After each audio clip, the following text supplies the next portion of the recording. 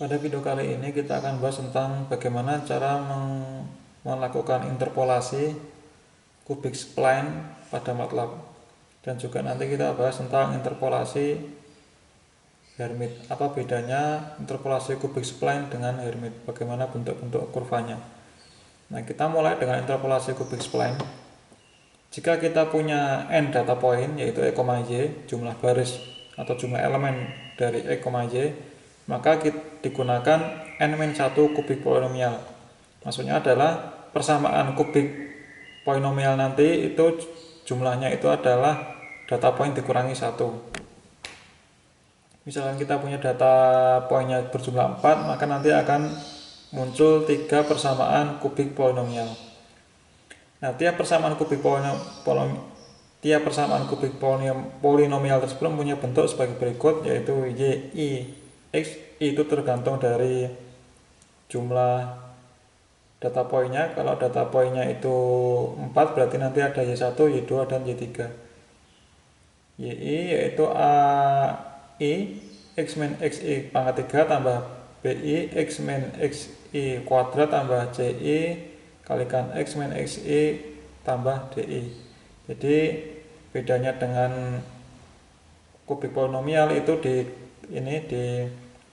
variabel independennya dia adalah pengurangan. Jadi ini adalah variabel independennya dalam bentuk x dikurangi x i, sama semuanya. Jadi kan bentuk dasarnya adalah ax pangkat 3 tambah bx kuadrat tambah cx plus d. Nah, ini bedanya dengan kubik polinomial adalah di dalam kurung ini. Nah, dengan x itu adalah dari xi sampai xi plus 1, kemudian ini itu dari 1 sampai n-1. Nanti kita bahas di contohnya. Nah, koefisien a, i, bi, ci, dan di itu untuk tiap polinomial punya nilai berbeda-beda, sehingga ketika kondisi ini terpenuhi. Jadi a, b, c, d itu dihitung supaya dihitung berdasarkan suatu kondisi sebagai berikut, yaitu polinom itu harus melalui data point pada n point pada x1, xi, dan xi plus 1. Jadi polinomial itu harus melewati tiap data point,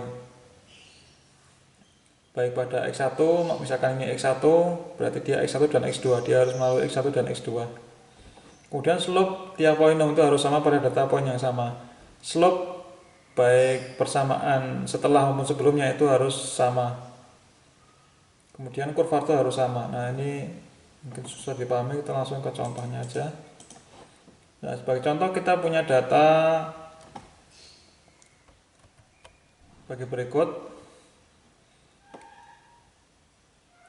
Ketika x-nya 7, y-nya 49, ketika x-nya 9, y-nya 57, ketika x-nya 11, y-nya 71, dan ketika x-nya 12, y-nya adalah 75.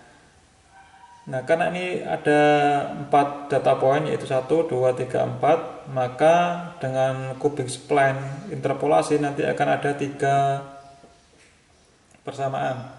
Nah, persamaan yang pertama itu berlaku dari nilai x7 sampai 9.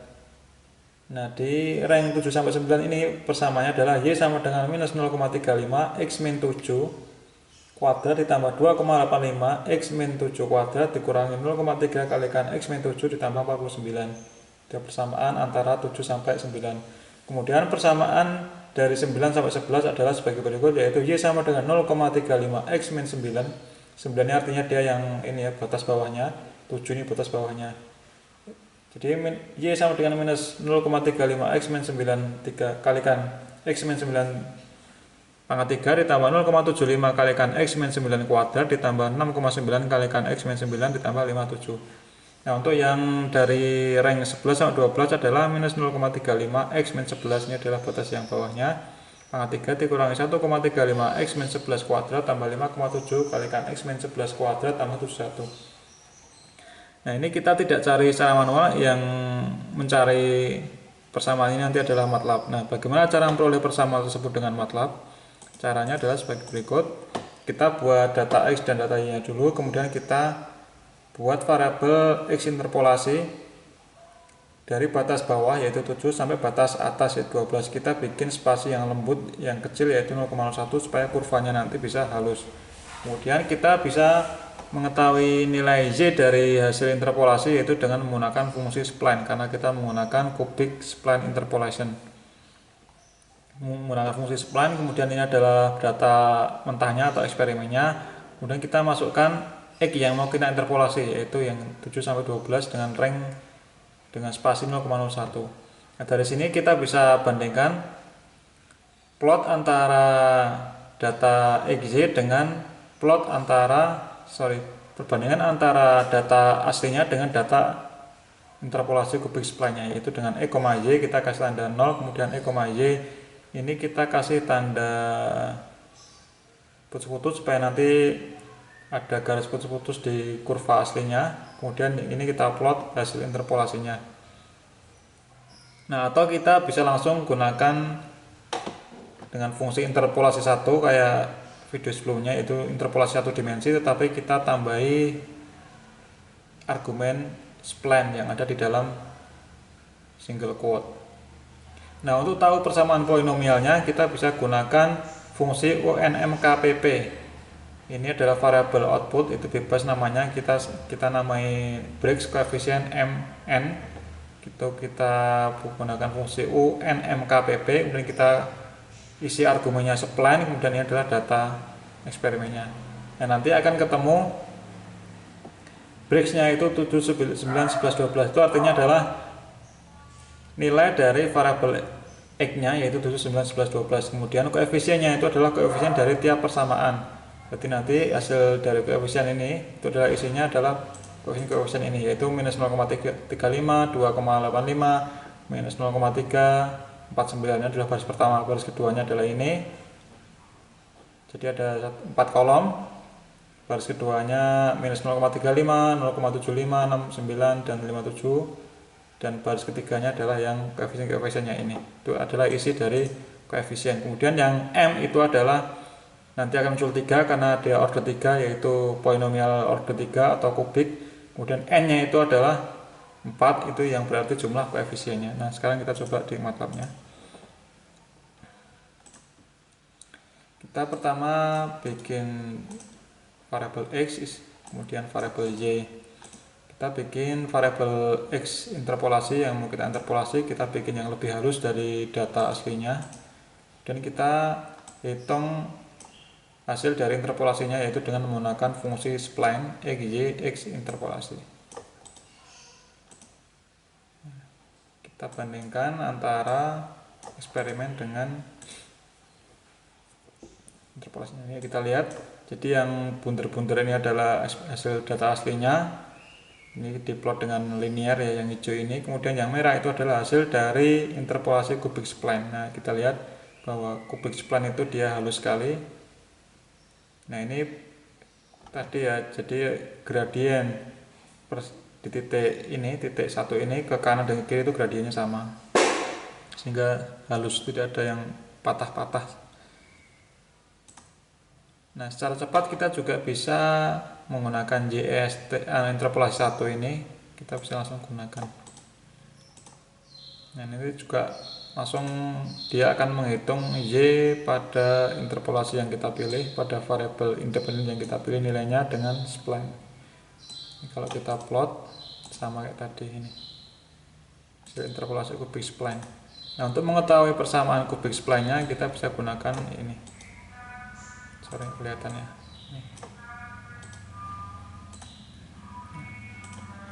Ini adalah koefisien-koefisiennya untuk polinom yang pertama, polinom yang kedua, polinom yang ketiga.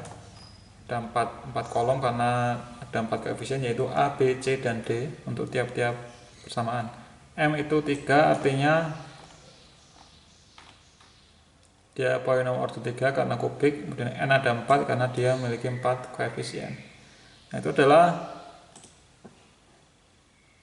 interpolasi cubic spline. Sekarang kita langsung lanjutkan bagaimana dengan yang kita bandingkan dulu interpolasi cubic spline dengan polinom order 8. Ini kita coba bikin data X-nya adalah linspace dari 0 sampai 10, dari 0 sampai 4 kita bagi 10, kemudian Y-nya adalah fungsinya ini, kita bikin spline dengan ini, kemudian kita bandingkan dengan polinom order 8, kita gunakan polyfit, XY8 artinya order 8, kemudian kita bikin data hasil interpolasinya, yaitu polyval P hasil dari ini X interpolasi. Nah kemudian kita bandingkan antara spline dengan order 8 seperti apa. Saya sudah bikin.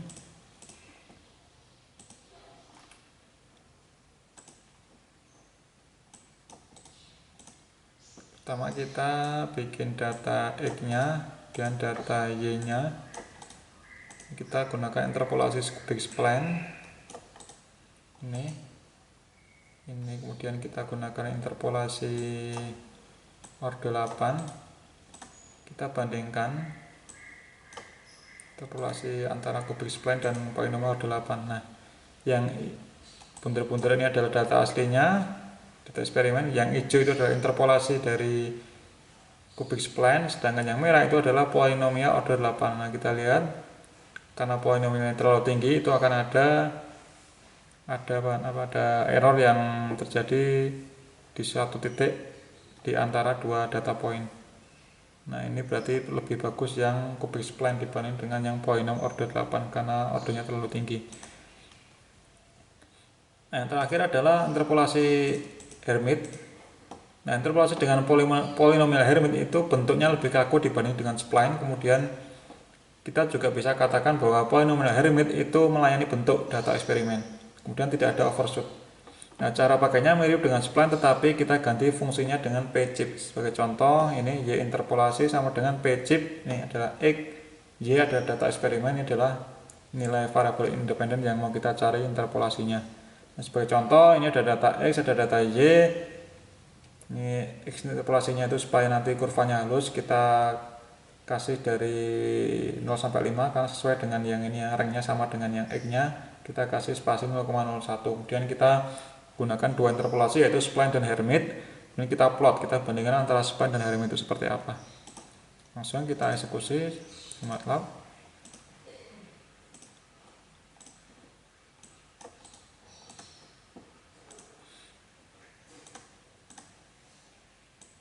Pertama kita bikin data X dan data Y dan X interpolasi dengan spasi 0,01. Ini adalah interpolasi dengan spline, yaitu kita simpan variabel Y spline. Ini interpolasi dengan Hermite. Kemudian kita bandingkan antara Hermite dengan spline. Nah ini adalah bedanya.